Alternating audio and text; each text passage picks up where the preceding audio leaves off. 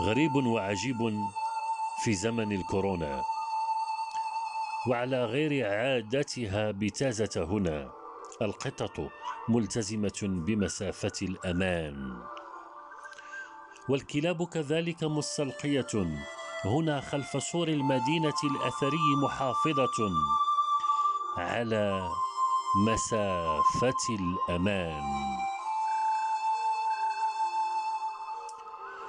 بالنهاية إنها قططنا وكلابنا من حقها أن تخشى نقل الفيروس لنا ولأهلنا.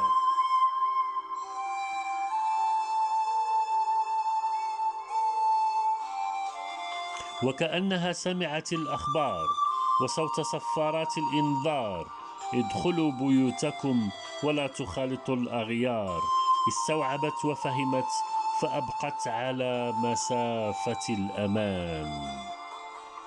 وكأن الحيوانات واعية بإجراءات حالة الطوارئ الصحية المفروضة من البلاد على العباد.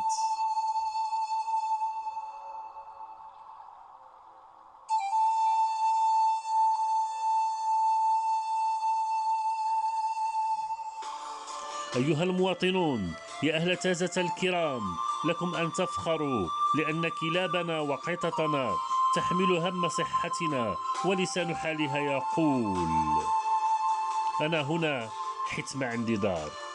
انت بدارك، سير في حالك، واحمي راسك واحمي ناسك.